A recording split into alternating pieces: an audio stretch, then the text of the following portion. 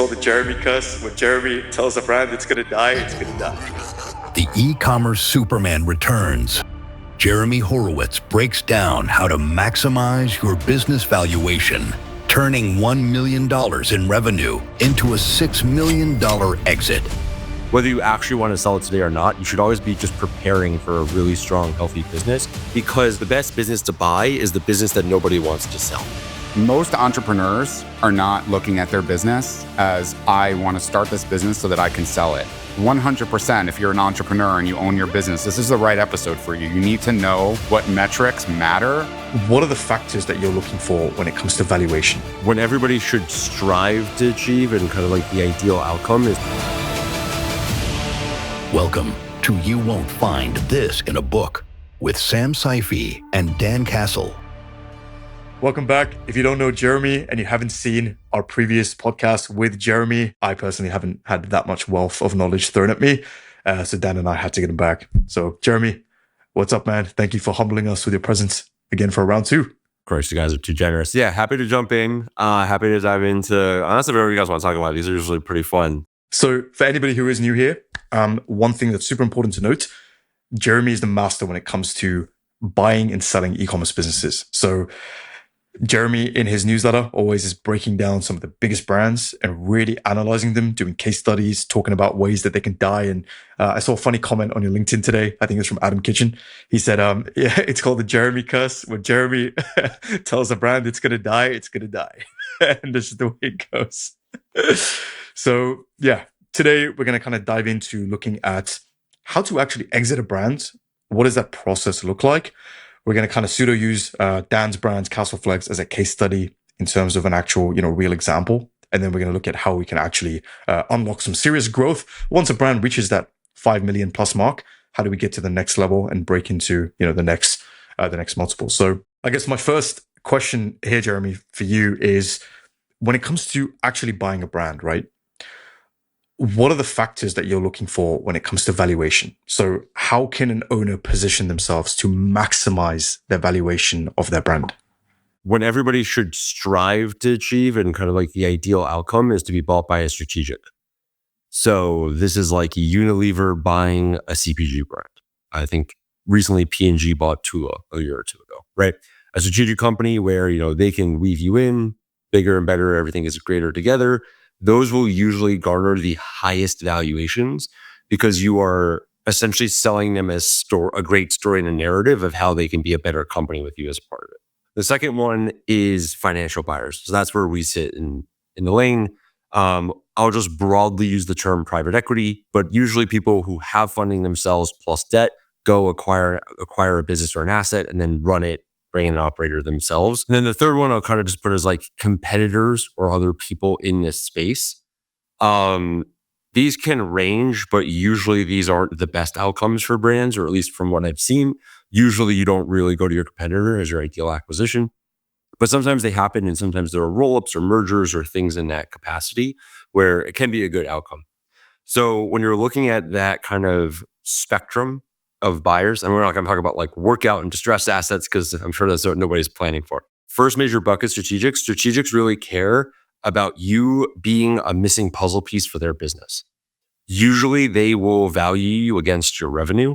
And that's usually the best outcome for an e-com brand, because I think the biggest misconception for e-commerce founders, especially at sub 10 million in revenue, is e-commerce businesses do not trade like SaaS businesses do. SaaS businesses always trade on a valuation of revenue. E-commerce brands almost never do. Sometimes it's portrayed in headlines because the math is easier on revenue or it's more public, but almost always the exit multiple is determined based on your EBITDA, net income, whatever you want. It's like, the actual cash the business generates at the end of the day. I'll say the most common, especially what I would say subscale, which is usually about less than 50 million in annual revenue. Usually subscale the buyers are financial buyers. So people like us. So people with private funds who come in, buy businesses, and then grow them, want to scale them, and make them better. And do they try to sell them to strategic, Jeremy? Or what is the goal when a financial buyer buys it? Is it, what is normally the goal? So the goal is to make more money afterwards than before. That could go from selling it to a strategic, IPOing it, or selling it to another financial buyer. by the way, like the way that works, as you know, as I was on the corporate side, is it's a roll up. So what a roll up is the entrepreneur or the business owner is just not finding the profit that they really need to go to the next level. They're always having trouble with their cash flow. And then a corporation comes in and they basically say, listen, we don't have all the same expenses that you have because we already have these teams in place for our other businesses. So we're just going to basically take all your top line revenue and we're not going to have to deal with most of your expenses. And so it becomes profitable very quickly. That's a roll up. That's standard. Any business course will teach about roll ups when it comes to acquisitions. But just like one thing I want to mention to people that are watching this that are new entrepreneurs, most entrepreneurs are not looking at their business as I want to start this business so that I can sell it and make lots of money. That's not how most entrepreneurs think, right? That's how the corporations think when they buy the company, but that's not how the entrepreneurs think. We just think very simply, here's a problem, I'm solving that problem, or there's a white space and I'm filling that white space, meaning there's something missing in a certain category and I think I can do it really well. Or there's something out there and I think I can just do it better. And then the sale and the equity and the valuations, that's intimidating to a lot of entrepreneurs. And I don't want anyone to feel like they need to be really well versed in this. I think what you have to understand with Jeremy is that he's gonna teach you what is needed to be successful, so that if you want to sell your company someday, you'll get the best possible valuation. Don't turn off because you're like, I'm not going to sell my company. This isn't the right episode for me. This is 100%. If you're an entrepreneur and you own your business, this is the right episode for you. You need to know what metrics matter so that you can be successful and then always have the option to sell if you want to. And also, you should, whether you actually want to sell it today or not, you should always be just preparing for a really strong, healthy business, because the stronger, the healthier, the best business to buy is the business that nobody wants to sell. And so if you can really think about your business like that and build this just incredibly resilient, strong business, you can also tap into a lot of what I'll call fun off the menu things that you probably haven't heard of from other places, but really good, strong businesses can tap into to make a lot more money for themselves, really, scale and have a lot of success with their business. And it's just being very smart about how you run and operate your business. Sam, to answer your original question, probably what everybody wants to know. It's like usual of standard multiples. There's two really major factors that will decide what multiples dictate your business. High level across the board, if you are, I would say like 1 million in EBITDA or net income is kind of that first major threshold. Anything below 1 million in EBITDA a year, it's kind of whatever deal you can get. It's actually very hard, unless you're on like one of those micro acquire platforms, it's very hard to actually have like a baseline of what a business under 1 million in net income is worth. When you get to about 1 to 5, you're usually looking at the standard 3 to 6x. Let's say I did $1 million in net income on a 5 million top line business in the past year. I would sell my business for somewhere from $3 to $6 million. Once you get north of 5 to 10, you're usually at that 50 million top line business, assuming that the standard e-commerce business is doing a net profit of 10 to 15%. Once you're at 50 million, then the valuations can go up to 8 to 10 times. If you have things like recurring revenue, crazy high margins, right? That's why everybody wanted to get into subscriptions, everybody wanted to get into beauty. Like if you can have 70 plus gross margins at, with crazy recurring revenue, 30, 40% of your revenue every month is recurring, then you can start to float into those 10, 12, 13 times EBITDA multiples or net income multiples.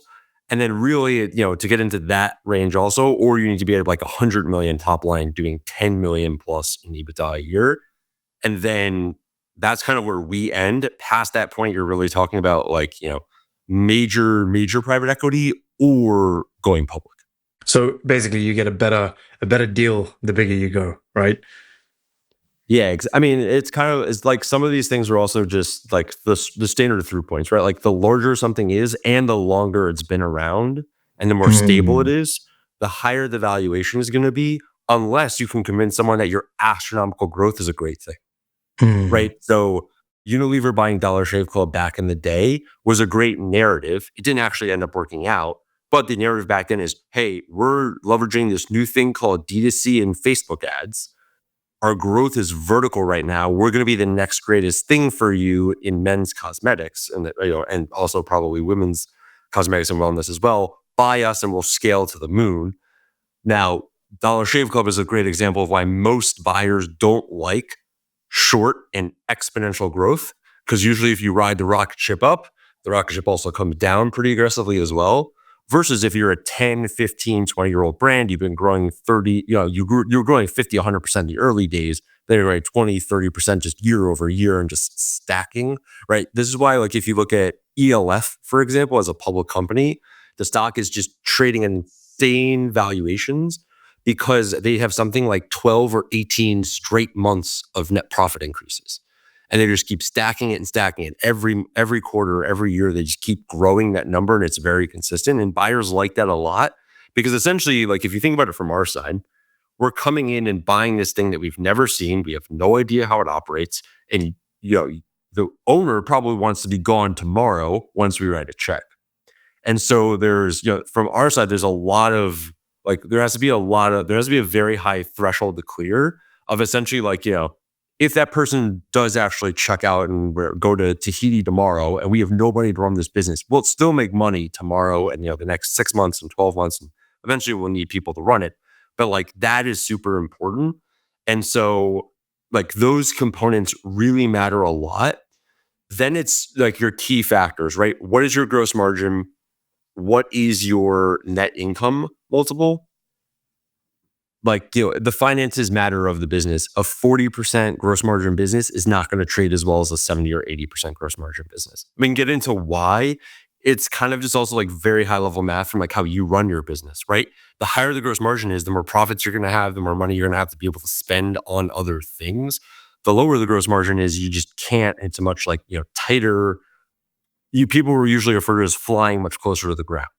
Right, you usually want to fly pretty high. Yeah, gross margin is, I consider anyone that's above 70 to 75% is really healthy to me. And it's also, they're padding themselves for a bad situation. So for example, let's say my company is at 82% gross margin.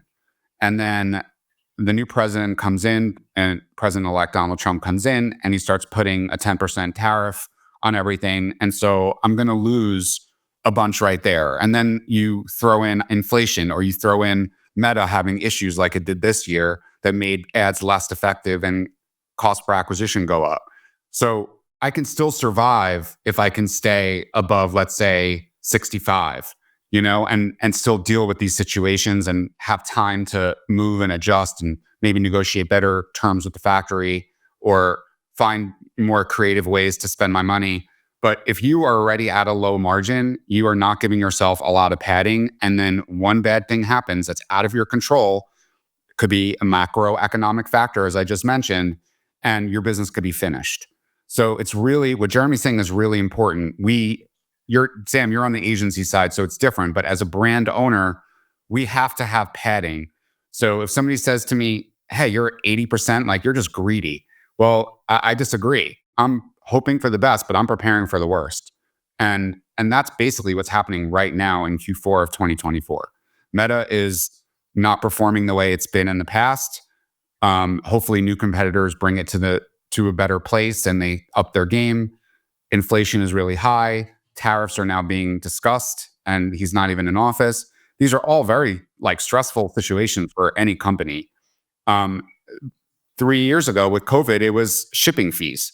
They just, quadrupled for no reason at all, right? And it's just those are the situations you just need to be prepared for. So gross margin, they matter. And so the way that I always look at every P&L and every acquisition, because I've looked at a whole host of things. Dan, the one thing I disagree with you on is it's actually the same for every business. Brand, SaaS, agency, you can just basically split it as a horizon line, a hemisphere. There's above the line and below the line. Above the line is exactly what Dan is talking about. I sell my product or my service for X amount. It costs me Y amount to deliver that, right? And that's just basically your COGS, which gets to your gross margin. That you always want that to be growing, big and growing. Because the math that Dan did in his head behind all of those other events that everybody else needs to do as well is what's my below the line costs, my SG&A, my marketing, my fulfillment, right? All of those other things that don't necessarily come in, right? And Sam, I'm sure you have this in your agency as well, right? Like there's the cogs that go into delivering your service, and then there's all the costs that go into running the agency. And for a typical e-commerce brand, let's say they have amazing margins at 80%, right? So you're talking about, you probably 80% brand is usually spending somewhere around 30 to 40% on marketing, another 10 to 15% on fulfillment, and then another 10 to 15% on G&A, like team and infrastructure and agencies and tools and blah, blah, blah, blah. Like even a brand at 80% gross margin is still at 10 to 15% net. And so the quick math you should always be doing in your head, and like the baseline that I would set if I was a brand owner is like, okay, whatever my top line is, if I'm at 5 million in top line, what's 10% of that? Am I kicking that out at net profit at the end of every year? Right? Like in theory, am I kicking out 500K in net profit? Now in e-com, that probably determines it's basically determined by your November and December. But from a P&L perspective, you want to think about it that way, right? If you can be super efficient and be at like 20%, then you'd be at a 1 million in net income. And then that's where I would say like you can start, Sam, to kind of loop back to your original question, like that would be when I start to like go and put myself out on the market. Now, when is someone ready to buy is never anyone else's answer other than the owner of the business. The best way I can summarize this is you should be, if you're looking to sell your business and you're at that point, you should be at a point where there's meat left on the bone, right? There's something left for this business to go to, but you're done, right? Like you're either tapped, you're burnt out, you're bored, you have a life event, you want to move on to something else, but the business isn't done, right? Like I've seen so many sites where it's like clearly on the down slide back where, they're running discounts every week and they're just trying to juice every last dollar of meta out of the business. Like no buyer wants to come in and step in and be like, right, nobody's coming in to buy a job. I mean, it's a really important thing that founders I see sometimes struggle with is the buyer wants to come in and see like, oh, okay, you were great at DTC and meta ads and you don't want to do retail. Cool. I have a team of great retail buyers. We can go slap on another 50, 100, 200% of growth in 2 years because we know how to get you into retail. It's not like, oh, I'm at 100 million in DTC. I've tested, my meta CPMs have gone up 4,000% since I started. And, I'm testing like the last audience in somewhere like remote location to see if I can go grab any new demand and new growth.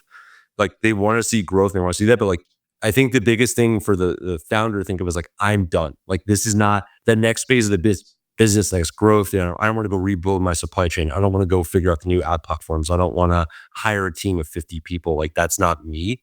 That is when I would say like, that's the time to like, think about it. You do want to give yourself 12 months. I will say like the brands that sell well and sell quickly. And like, I think the founder has a more pleasant experience, take 12 months and like truly prepare their business to be ready to sell. It is not a quick process. Like this is not I'm going to go list. I mean, maybe for the smaller deals on the micro platforms, I don't deal with that at all. So I can't really speak to that, but it's not like, I'm going to go list my business and tomorrow, I'm going to get 4 offers and sell it by the end of the week. Like it is a process, like, especially if you want a good amount, like if you want millions of dollars in an exit, you should expect 12 months of prep. And then a good process, I would say, would be probably a quarter after you like go out to market with it. So I really want to touch on what you're meant to do in those 12 to 24 months leading up to the sale, right? But before we get there, just sticking to the timing of the sale. So you said it's more an internal thing where the founder's kind of like, all right, cool. I don't want to go in, because like every business is a layer, right? To get to the next level, you need to evolve in some kind of way. You need to think differently. It's like coats of paint. Your first coat of paint dries, you got to get new paint. You got to coat the second layer. Dan, I guess when you started, it wasn't just meta ads, right? It was organic. You built an organic following. Then your next layer of paint was then meta ads, all that kind of stuff. And then everything is like a layer of paint. So Jeremy, I guess the main question here is, aside from the internal feeling of, okay, I'm done, I don't want to put that next layer of paint on, I'm kind of done. Are there any specific like financial or market signals that they should look for within their business that say, hey, you're ready to sell? Or is it purely an internal decision? I mean, it's never purely one thing, but I think it's really, I've seen brands doing $250,000 in top line sales that want to sell, and I've seen brands that are doing 90 million in top line. It really is like down to the person, right? Because at the end of the day, to Dan's point, like if you're the founder of your business, the owner of it, you start on a mission and you're working to accomplish that mission, If you feel like you've accomplished it, it's probably, and like, or if you feel like the rest of it is not, you're not the right person for, the rest of your question is really how much do you want for your business? The bigger you make it, the more money you'll get. The bigger and the more stable and the more attractive you make it, the more money you'll get for it. And so I think it's really just having like having a realistic expectation of my business is at this stage. Am I ready to part with my baby? Do you have a lot of clients or brand owners that that have vision boards and create a vision board for what they want their life and their business to look like? Or is that just, like a trendy thing that was talked about on social media for a short while and now no one does it? I don't know if they would say that, hey, it's on my vision board. Like Hannah uses a vision board. I can tell you that. It's always up in our room, and literally like photos of her in Paris. Like, it's crazy. She's accomplished, I think, everything on that vision board bar one. It's nuts. It's actually nuts. She wanted 20K on Instagram. She got 20K on Instagram. She won. I'm just sat here looking at this vision board. I'm like, okay, maybe there's some. It's in the book, Psycho-Cybernetics. Highly recommend anyone here watching reading this. A vision board is basically just putting data into your servo mechanism, which is your brain, so you visually see what you want. And it's almost like your body acts like a homing missile to kind of get what you want, A little bit woo-woo, but I've seen it firsthand. Yeah, there's two sides to the vision board, right? So you literally, like as if you're a kid, you do cutouts of what you envision your brand to either like sell for, or what products you want to design and create, or how you want your life to evolve. It could be as materialistic as the car you're going to buy, or it could be how big your company gets, how many followers you want. There's two sides. One is that when you think about something again and again, it manifests, right? So if you think positively, then positive things happen. The other side of it is it just practically just keeps you very focused about, remember why you're here in the first place and why you're doing this and why you're getting up every morning at 3 a.m. or 6 a.m, whenever your time is to get the day going, even when it's not fun. This is why you're doing it. And that vision board is like a reminder. So it motivates you, but it also keeps you set on your goals. So I've never done a vision board. For me, everything is in my brain. And that's probably why I'm always just going crazy, is because everything's there. But my vision is that my 3 daughters someday work at this company and take it over and run different divisions. And whoever loves it the most ends up running it. And that's my vision. My vision is actually the opposite of this podcast episode, which is I don't want to sell my brand. I don't want to give it to anybody else. I've not taken any investors. And so I really just want this to be something that's around for many decades and be the number one solution for chronic pain. So we become a destination for anyone in the world that's having chronic pain issues, and they're sort of sick and tired of the standard way of treating that pain, which is very expensive and time consuming and often very ineffective. I'm completely hijacking the conversation because I think this is one of the most interesting things that nobody ever talks about. Dan, why? And just for context, I'll give my little quick point on this, and then I would love to actually get into this. And Sam, if you have specific points here too, okay, so I'm the exact opposite. Whatever I do and whatever is successful, I absolutely do not want my kids to do it no matter what. Even if they want to get into the same field, I want them to go do their own thing, be involved in their own business, that kind of perspective. So what I'm fascinated is why do you so strongly feel like you want especially it sounds like you want all your kids to work in the family business? Where does that, why do you want that to manifest? I'm grooming them now to be incredible inventors, CEOs, people managers, and be a good leader and a good follower. And I don't want all of that work to go to another company. I want that to go to our family business. and it's early personnel investments. Yeah. My daughters they're fucking brilliant. And each one of them, like my 10-year-old is probably 3 years away from being able to have a very active role in this company. She's 99.9 percentile of all kids her age from all the standardized tests. And my middle child is totally different. She's more creative. And the young one is just my joke is with my wife that she's already been through this before. Like everything, nothing phases her. It's like she's seen it all. And she's only like 5.5. She's already exited $100 million company. Like she already knows what's going to happen. So yes, like and I know other CEOs that feel that way too. They're hoping and praying that listen, I'm not going to force them. If they don't want to do it, then they don't have to do it. One of them's like, no, Dad, I just want to be a teacher like Mom. And I'm like, okay, that's great. You'll be broke. And your mom's broke. Your mom spends more than she makes. But their mom is like a much better person than me, and she's doing very good for this world. It's a very noble profession. Yeah, she's a special needs educator, but she's always broke. I thought you were going to say something profound, like, okay, that's great. Like you could go ahead and do it. Like, I don't want 3 more teachers in our family. Like we have one of the best ones. Let's just leave it at, let's stop there. But I'm not going to force them. I come from a family business. So my parents, I worked at Lehman Brothers after I graduated Michigan, but then it only took me 2 years to leave the trading desk and join my family business. They didn't ask me, they didn't force me. They just said, when you're ready, you can come.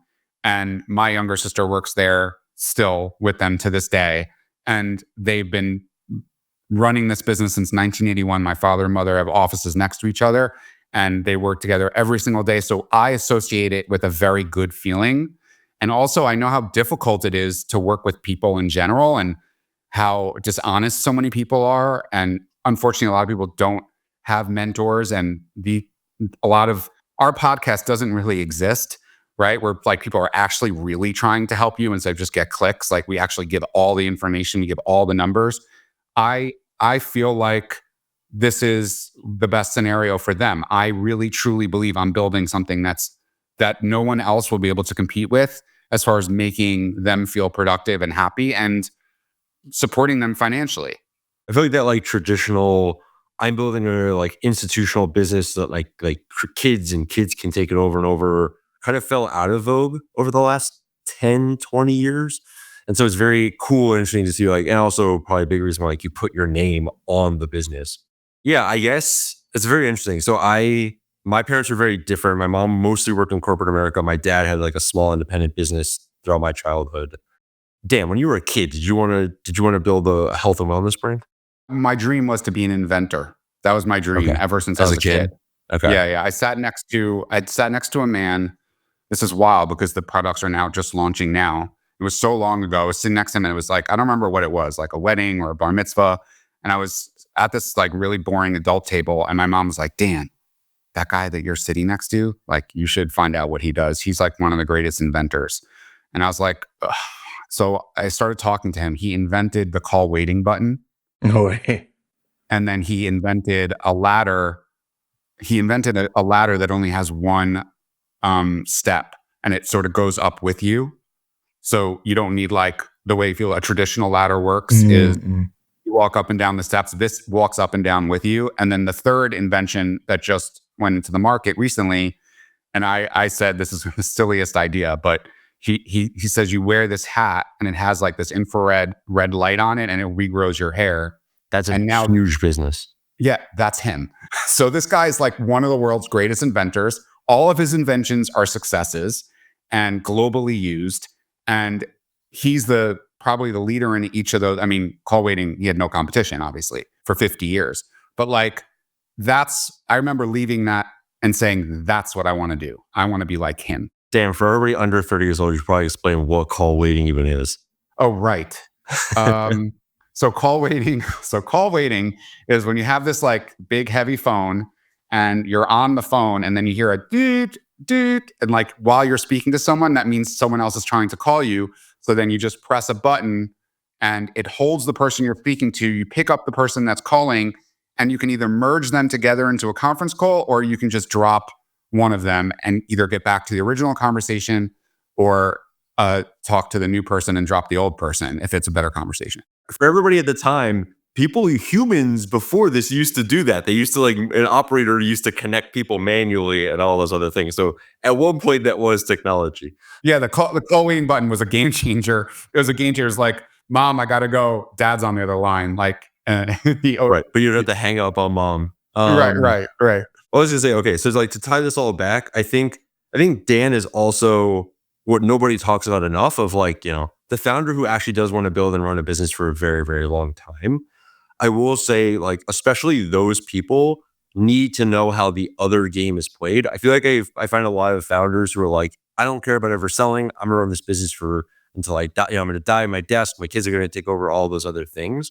But you still will exit your business at some point, right? Like when your kids take over, you are actually still the owner.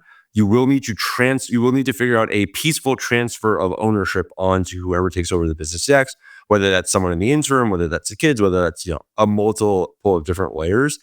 And learning about how the mechanics of all of this other stuff works is a great way to figure out how to model your custom version for that as well. And it's also a great way that, if you are running a big successful business that generates a lot of cash over a long period of time, there are a lot of other ways that you can enrich yourself personally off of the success of your business outside of just taking, a salary and distributions out of your business that you should think about and you should at least be aware of, because it might be able to change the way that you think about, because Sam, the other last piece of your question of like in a 12 months, what do? You grow top line as much as possible and you rip out as many costs as possible, right? Because if you think about it, let's keep math simple. Let's say you trade at a 5x multiple. Every dollar that you add to your net profit in the trailing 12 months up until the point where you sell that business is worth $5 to you at exit. Exactly. So you want to get your EBITDA with as much rubber band as possible in that 12-month period. Yeah. And we don't need to fall on the add back rabbit hole, but there are a lot of costs that you can count. Basically, you can take out of that math that you did incur. If you redesign your website or you rebrand your company, that's a one-time expense that the future owner shouldn't incur in theory. So, right, you can, when you look at the P&L math and you're doing what am I 5Xing, you technically can take out, we spent $25,000 on a website redesign. Because I invested that money into the business, you shouldn't have to. And so when you add up all of those things between salaries and teams and freelancers and all of these different components, there becomes a really big game of math where, if you take $300,000 out of your expenses and now your net profit went from $500,000 to $800,000. Well, if you multiply that by 5, what are we talking about? Like $3 million versus $2.5 million, that's a $500,000 difference in your pocket at the end of the day. And so you really need to think through those things. And that's why you will see people tighten up costs a lot going into an exit in like that 12 months. The flip side is, you can't just take everything out. You can't just leave the company completely barren, right? Like there needs to be enough there that the next buyer, usually a buyer will want to see like a team and people in place. And, there's always a conversation of like, who do we keep versus who do we not? Like you need to have enough people, you can't have no employees and nothing there to rip out all your costs, because then no one will buy basically a shell. There's nobody running your business, especially if it's just you, right? So there's a delicate balance, but you really need to think about like, how am I growing my revenue? How am I growing my gross margin? And then how am I like really keeping my OpEx down? Because the greatest delta you can provide, especially with 12 months of data and history leading into your exit, can have a massive impact on your overall valuation. I think a really good barometer to go with it is just with absolute integrity. So it's like, okay, whoever's buying this business, how can I be as integral as possible to them by, yes, also maximizing the dollars that are going into my pocket, but also ensuring that whoever's buying this business buys it in good grace and has whatever they need to actually go on and make it successful in the best possible light. And I think when you find that balance, not leaning on your greed, not obviously having no backbone and leaning on the other side, but just doing do the right thing. It's like a value, right? So I think this is probably the most quote unquote optimal way to get it lined up. Would you say that's correct? Yeah. And also like just a lot of the way that the deal terms are structured, assuming that the person knows what they're doing was on the buy side, like they're not going to be the ones who get screwed over. So what happens after you get an offer is you go through due diligence where, it's the buyer's responsibility to go vet everything out, like literally up to sometimes we literally like investigate the owners of the business and like hire PIs, like, make sure that there's no criminal history or anything like that. Like that stuff will come out eventually. And also usually there's some sort of, let's say that your business is bought for $5 million. A portion of that will be held back in some term, usually, just so that, 6, 12 months later, something happens. I'm not the one who's going to be like, I made a mistake. It's like, no, I'm taking money out. You're not getting all the money that you were owed in that original agreement because you didn't hold up your end of the bargain. And so like playing the games and like trying to move stuff around, like I'll put it this way. The people who you want to sell to won't put up with that stuff and will sniff it out. It's the people who buy your business are probably going to do something like, if you're playing shady games, you're probably, to Dan's point, if you put shady out in the world, you're probably going to attract shady back. Grand scheme of things, like if you really are building something of value and you want it to not disappear tomorrow, you're going to find someone who also shares that value, right? Because I think the mistake that everybody, and I feel bad for talking only about dollars. Dollars is just one of like 50 terms that you agree to as part of these agreements. For Dan's perspective, if he's like, I don't want you to ever take Castle Flex out of the name or Castle out of the name, like that's super important to me. I know it doesn't apply to you, Dan, because we're actually selling, but like it could be that, it could be don't fire the team, it could be keep continuing to service our customers. There's so many different variables that like, it's also your business. You can write whatever, don't move our offices. Like you can write whatever you want into these agreements as well. And really it's like, in that process of like, okay, I'm done. What's important to me? What do I want to see continue here? What do I want out? And what do I want to take away from this business is the most important determinations to come by, because then all the other things quickly fall into place. Like it's a somewhat templatized and structured process. There's a lot of variables and there's a lot of customization and moving pieces, but if you're buying and selling a car, it's still a car. So what are some of these common deal structures that you can find in these acquisitions? Like, let's say someone's listening and they're like, okay, yeah, but like, what does a deal structure kind of look like? Just so they have some kind of guideline to follow. Obviously, they're all different. You said there's like 50 things, but is there like a middle line? Yeah. I mean, there's some pretty common trends. There's 3 major financial pieces for an e-commerce business to think about when they sell. The value of their business, which is derived from a multiple of their trailing 12 months of EBITDA, right? So that's the quick math I have $1 million in trailing 12 months EBITDA times a 3x multiple gets me to a $3 million valuation for the business. The second component is there's a working capital factor, right? This is the business this is the cash that they need to keep in the business to just keep it working and keep it turning. The third thing is going to be what's the value of your, it's like that number. I told you, I've looked at a lot of these businesses. Yeah, you're 100% right. The third bucket is going to be your inventory, right? So this is the stuff that is sitting either with your manufacturer or in your warehouse. This can get kind of crazy. The simplest way I think about it, and usually the terms that I offer, is just what is the value of your inventory at landed costs at closing. So when we construct this deal, and this is where I can get it, and we can move into a whole bunch of different pieces. But usually the typical structure will be 60 to 80% of that cash at close. So let's just say $2 million goes into your pocket, the moment it clears escrow and due diligence is done and everybody signs the paperwork.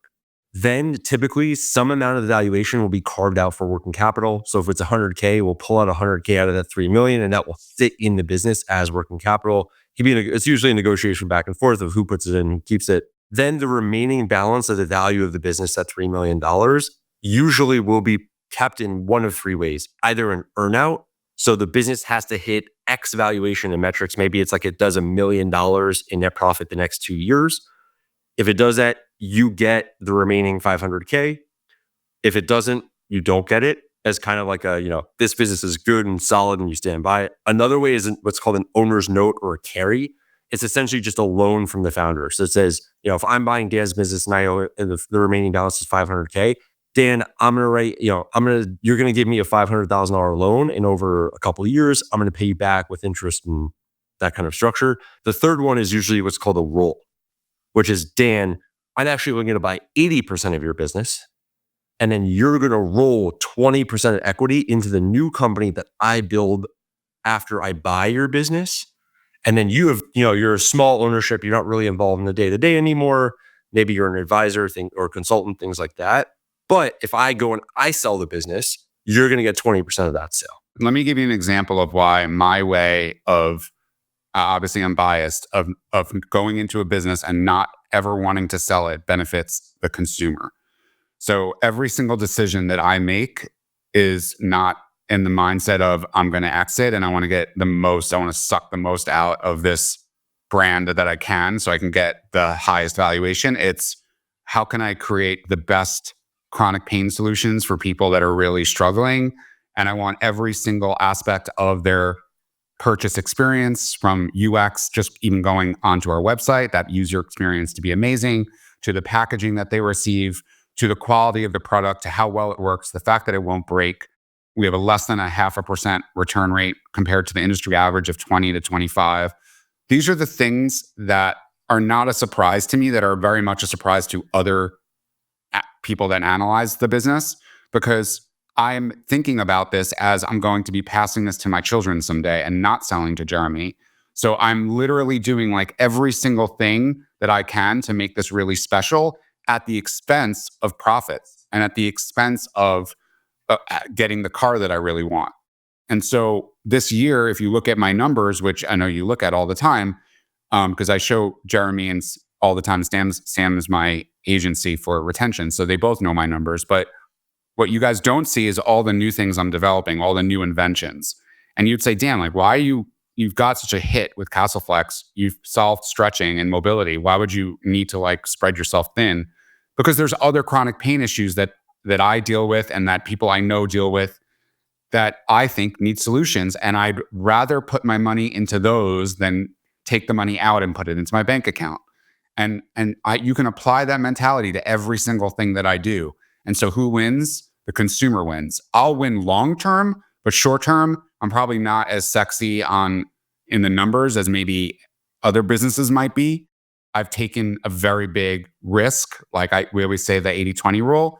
80, I run everything very logically and smart and sound, and my accountant would be happy with me. And 20% is fucking nuts. And that 20% for me is not spending 40 grand on a very famous podcast like the AG1s do. It's putting money and time into R&D on new inventions that I will patent that will solve major issues for people down the road. So I'm just taking a very different approach. I've noticed that most brands do not take that approach. I don't know if this is going to be a good approach or not, but it's my approach and I'm sticking with it. Dan, do you spend more than 6% of rev on R&D? I want to say no. I don't want to say, I don't think it's more than 6%. That's a great number. Like I would say like a fast growing business, consider it like at the revenue scale, that's a healthy investment in R&D. Are you including like if I create an invention and then I buy the product for it as the expense, or just the actual R&D part, designing it and patenting it? I think just R&D, because then otherwise it turns into inventory, right? I'm going to ask the question back to you. Like, what do you like? Are you asking about inventory is inventory. Yeah, it's just like, it's scary because when you come out with a new invention, like we're coming out with a new invention, I'm buying inventory for it. I have no idea if it's going to do well. That to me is just part of like, in my mind, maybe my accountant doesn't agree with me, but like for me, we can that's de-risk with email as well. We can send out some campaigns and see where people are at, because you've already got pre-built audience, remember? So there are ways we can still de-risk it. Sam saw the inventory before it hit your warehouse. That's what I mean. So like we can send out an email to your list. If you can give me the details, we'll craft a couple of emails. We'll incentivize people to actually look at it and answer it. And it's like we have to think in campaigns, right? So we'll think in a campaign and we say, okay, this is a campaign where we're doing a holiday promotion. We can weave it into the holiday promotion. We can ask people, hey, what do you guys think of this? Incentivize them to answer. You have a great response rate on the surveys that you do anyway. You're a very engaged audience. So we can run it like that. And then we can ask them, and then you know. Let's take this, for example, like no one has seen this yet. So this is the t-shirt that I'm wearing is the new Flex tee. It's not available yet, but I have problems with t-shirts. I like V-necks. Most people, I think, don't. I think most people like a rounded collar neck. And that, for me, I have a big neck. And especially if you work out a lot, it gets bigger over time. And so I always feel like I'm getting choked. And I just don't like that. And I also think like the collarbone is a sexy area of men and women's bodies. I think the tricep is too. So I wanted to create sort of a hybrid of the V-neck and the standard, round neck. And so this is what I've created. But then also I noticed a few other features that really bothered me about t-shirts. A lot of them they're toxic. So they're made with toxic materials. They're made with slave labor. So I wanted this to be 100% natural. So the material is 100% natural. It absorbs, it should be absorbing. You don't want wicking. Wicking is horrible. That means that there's a chemical if it's wicking. So when I see those like commercials where there's a suit and you can pour coffee on it and it comes off, I'm like, that's toxic. Whereas most people are like, oh, great, I don't get a stain. But go to the lakes and rivers that are around that factory and you'll see they're bright red and bright green.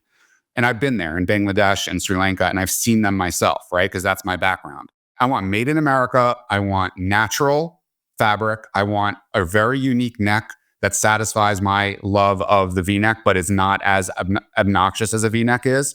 A lot of people think, even my wife's like, I don't like you in the V-neck. It's too much. So this is sort of my hybrid version.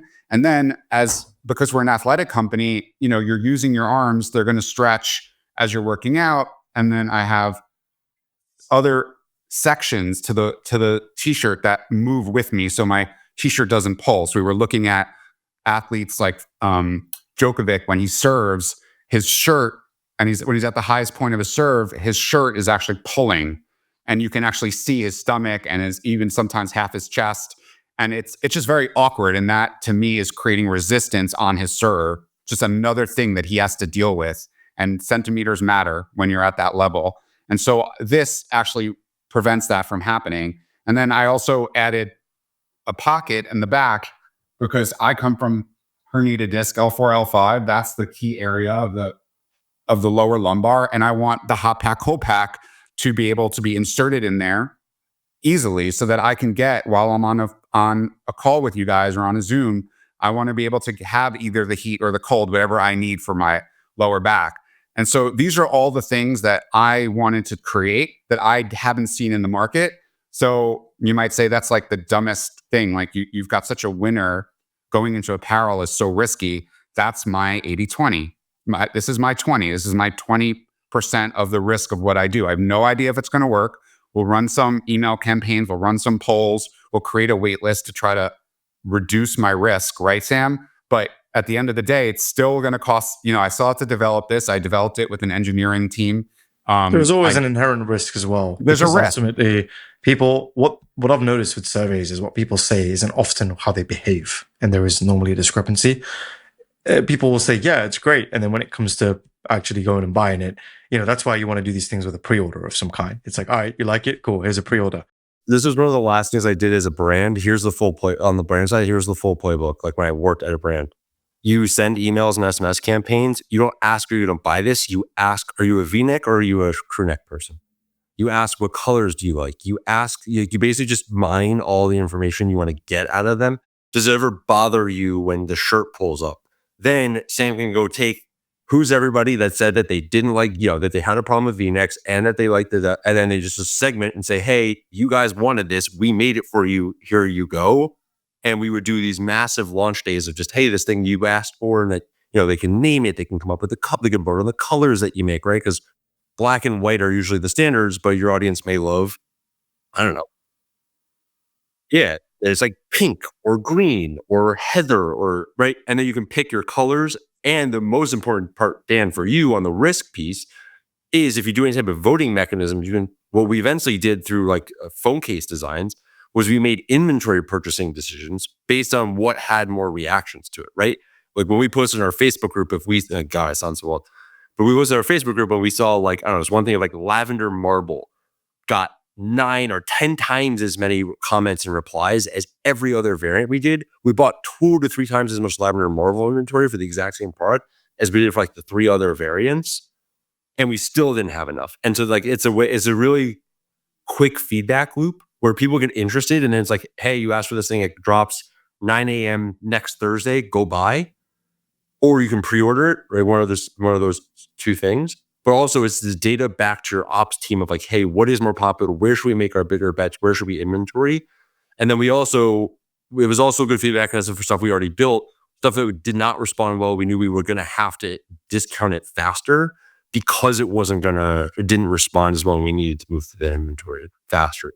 I love that. I really hope people are still watching this end of the podcast, the last 10 minutes, because that is like just a real great golden nugget about how to reduce your risk. I wish I had done that for the CastleFlex Sport Youth Edition. I just went ahead and built it and bought it and assumed it would be more successful than it was. And it's growing and it is becoming more successful. People do want alternatives to video games for their kids that are not screen related and to learn a new trade like mobility when they're young. But it's slower than I expected, and I'm sitting with some inventory. There's a great book here, Dan, called The 4 Steps to the Epiphany on product creation. And it talks about how a lot of brands use what's called the product-led model, where they would build the product and then go to market with a launch day, right? And that's very common amongst people with an inventive mind. But the way to actually build it is you build with them. So just like Jeremy said, you want to actually ask people first what they're struggling with. There's another thing called the mom test where you don't ask them, hey, would you buy this? Because 99% of people are going to be like, oh yeah, I'm like, of course I'd buy it. And then when it comes to like swiping their card, they'll be like, yeah, but so what you want to do is you want to kind of ask them questions about their day. So like, hey, how many t-shirts do you own? Well, the framework is actually more of like, what problems do you have when wearing a t-shirt? When are you usually wear a V-neck t-shirt that is a problem for you? So like when you invent, that's the way, it's like use the inventive mind, but then ask for an acute problem. So you're building in the right direction, And the other part also is like, how are you using it, right? Like, Dan, your example was tennis, but do all of your customers play tennis, or are they at the gym, or are they doing something completely different? Because Jeremy, then everyone plays pickleball, even if it's not tennis. Everyone plays pickleball. Okay, but then that's also then how you market the product, right? Yeah. So then you introduce it in your advertising with you people who look like your customer playing pickleball, because you now know how they're already using a similar product, and it just aligns all the different pieces to already enter their mind. I mean, side note, pickleball is so fucking fun.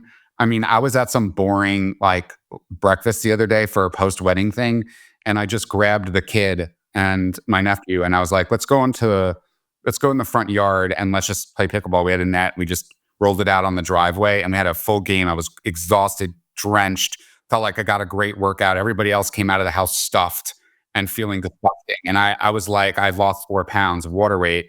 And his mom sent me a message the other day saying like, thank you so much for spending time with him. Because it sucks when you're a kid and there's all the adults, but you have nothing to do. And they didn't want him playing on the Xbox the new Xbox that I got him all day. So they were like, thank you for getting in the Xbox, but we still want him to play outside. So pickleball, that's like, I'm telling you, it is so special. That thing it's just going to get bigger and bigger. That is such a moneymaker. And, if we can create products around pickleball that are actually like practical, that you could use in other sports too, I totally agree with you guys. That's a huge win. I have a question. I have a question for Jeremy. This is just a fun one. So I'm going to give you 3 companies that really majorly fucked up. And you're going to tell me of the 3, which one's going to make it and why the other 2 are not. Allbirds, Peloton, Theragun. Can I short all of them? Can I put them all on the bankruptcy watch list? Yeah, you can.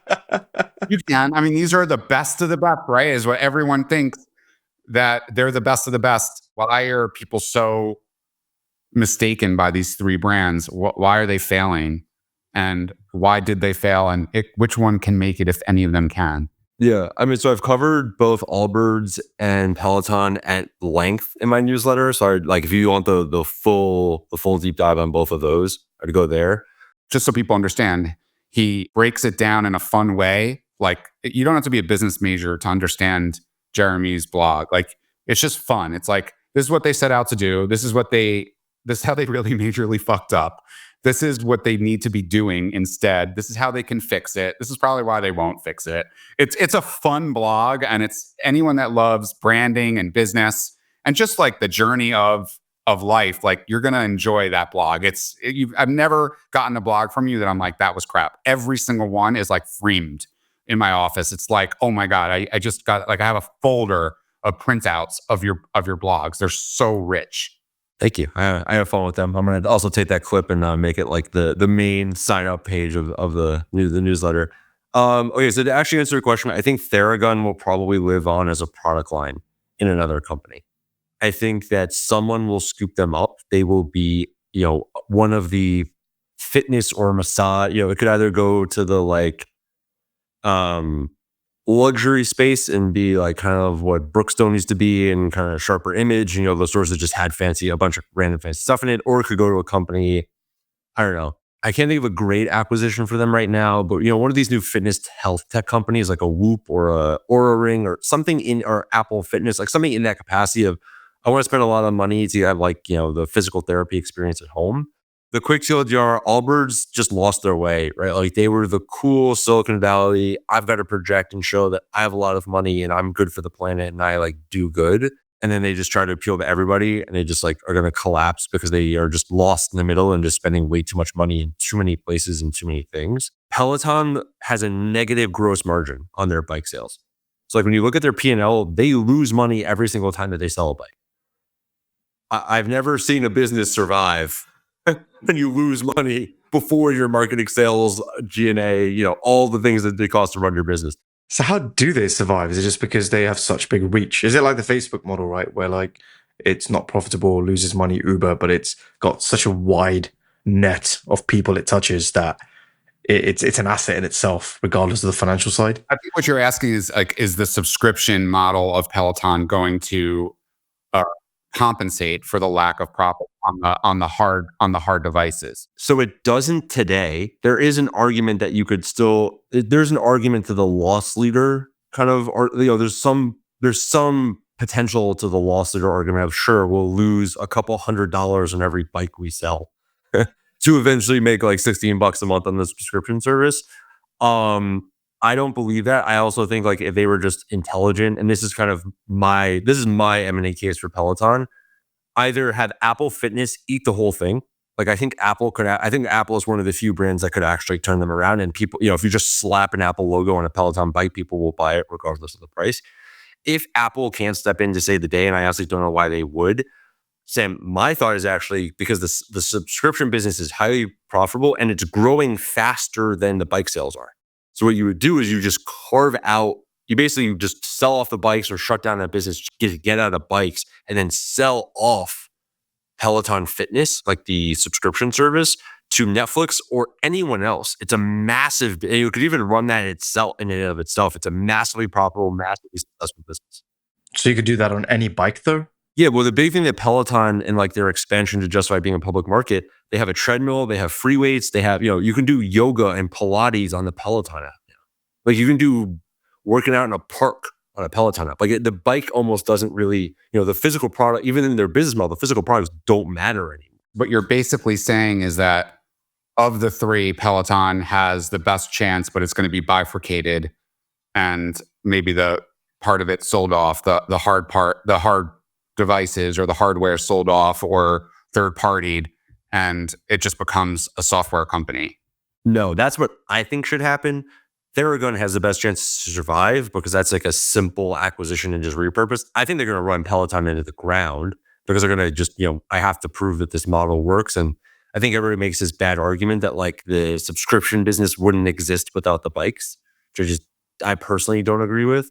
But no, I think they're going to run the business into the ground, and they're just going to wait too long and just put too much debt on the business to just keep the thing going. And then they're eventually like, oh, this didn't work. And then my guess is they'll probably hit bankruptcy court, and then they'll just peel off assets and just break everything up. All right, I'm going to make a prediction right now on all of them. I think Theragun is going to lose their lawsuit with Hyperice. Hyperice is suing them for patent infringement on the massage guns, and I think part of the settlement will be that Theragun gets bought by Hyperice. Yeah, I think there's a product line.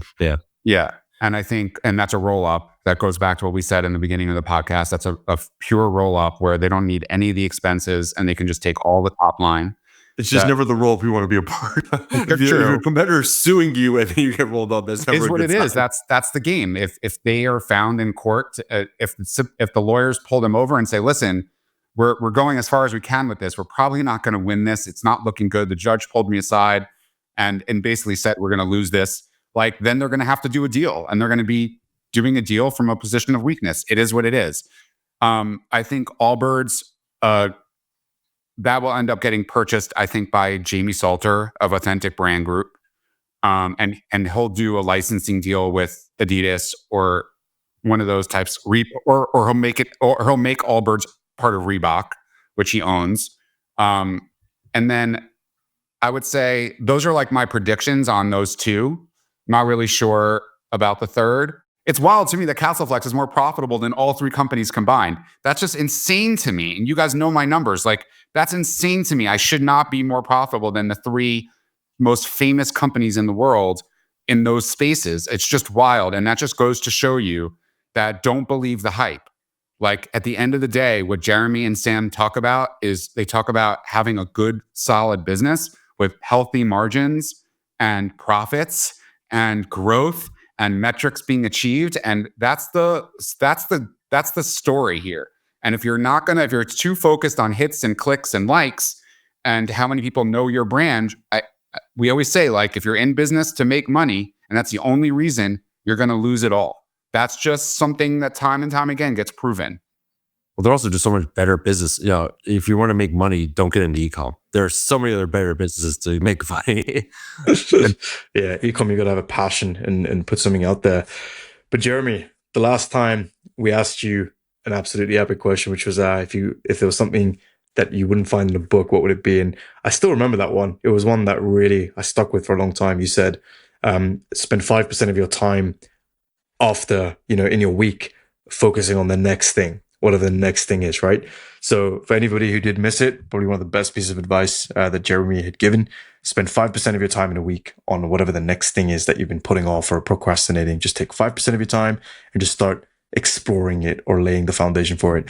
So this time, Jeremy, I'm going to ask you that if there's one piece of advice that you'd give to an e-commerce brand owner who's preparing for an exit, what would that be? Get really clear on your narrative. Everybody's going to ask for data. Everybody's going to ask for metrics. Everybody's going to ask for a whole bunch of things. At the end of the day, someone is still the same way that you're selling your story to your consumers, your buyer is also selling your story. Get that really tightened up, right? Why did you found the business? Why did you start it? The one thing that I feel is so underinvested in that questions is you will always be asked, why are you selling your business now? And have a honest and good answer for that. Like, I think people really underinvest into like, oh, I'm bored or I'm done or, I'm burned out. Like, really have a meaningful answer there of why it's no longer the right time for you to run this thing and it's the right time for someone else to, and have a pretty good understanding of who you want that person to be, right? Like, essentially, this person is like, the person who's going to take care of your kid while they're studying abroad. They're in high school and they're studying abroad for something. Like, they're taking over the responsibility, the custody of your baby, essentially. Like, really think through who you want that to be and be very clear. I think a lot of people are like, oh, I've got to get out in front of as many people as possible and go as broad as possible. It's another sale, they call it sell side and buy side. It's another sales process. Really get defined with what do you might not necessarily be right, but what do you think is the best outcome? What is the narrative? What is the arc of your business? Where do you think it can go? That's another question to be asked is like, what if you were still running this for another 2 years, what would you do to grow the business and make it more profitable? And so have all that really dialed in and just like share it very freely, right? Also, if you have that very lined up, I've seen a lot of people also just not sell their business. They're like, hey, actually, the more I think about it, I really want to go do those 3 things. I really want to go spend another 2 years and, accomplish the things I set out to accomplish. And so really, like, before jumping into anything, really spend the time to think through what is that arc, what is that narrative, and where do you fit in? Because once you figure all that out, everything else moves very quickly. Like, it's very straightforward of like, okay, I've picked what I want this outcome. And then also all the vendors, all the brokers, all the advisors, all the people who are involved in the ecosystem, right? If you're at $5 million and you want to go sell the P&G, like, there's other things that need to happen before then. And so really, really dial in on what's your arc, what's your narrative, how long and how far do you want to be a part of that? Do you even want to stay on after acquisition? And really, really dial that in and then just put that out there.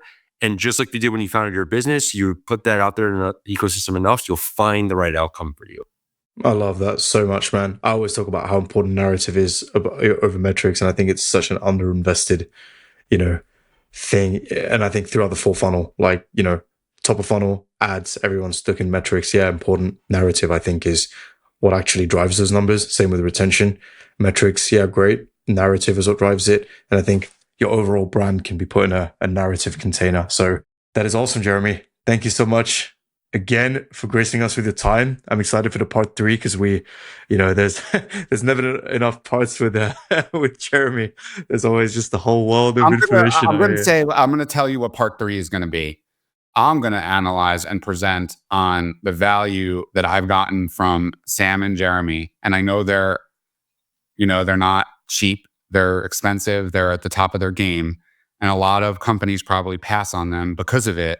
But I'm going to show people why that's a mistake and why you get what you give, really. And so when I told people what I was going to spend on Sam as my retention company, and I'm now considering hiring Jeremy to consult for us. People will be like, why do you need to do that? And episode 3, I'm gonna show you why that you have to pay top dollar for the best, and why it ends up it pays you back in spades. I think that's really important. Everyone's always trying to cut corners. They're always trying to find a cheap option. And if one thing you guys know about me is I only work and surround myself with people that are smarter than me, right? That's a fact. Every single person on my team is better than me at what they do. I want to fire myself every single time I find someone that can do something better than me. And that's really my game, is to keep getting rid of those hats and passing the torch. And I really think people need to start thinking about that. There's this Walmart mentality that people have, and how the products that they buy, cheap products that they buy that break a day later, or the hires that they make, they go for the cheap. Sam just brought on someone who was a big expense for him, and it's already paying off. Like, these are the things that I think we need to talk about for episode 3. 100%. I love that, dude. That is a fun episode for sure. I think it happens all across, right? It's like they say, cheap people buy things twice. Amazing. Jeremy, Dan, thank you so much, guys. Excited for round 3. But for whoever's watching this, I hope you got some amazing value, and I hope you're ready to sell your company now, or if you're in Dan's camp, Or don't. or not. Exactly. I hope you're ready to pass it on to the lineage and chill out on a beach in Tahiti with Jeremy, which is the destination of the day. I'll never retire. I'll tell you now, he'll be 90 and I'll still be on this podcast.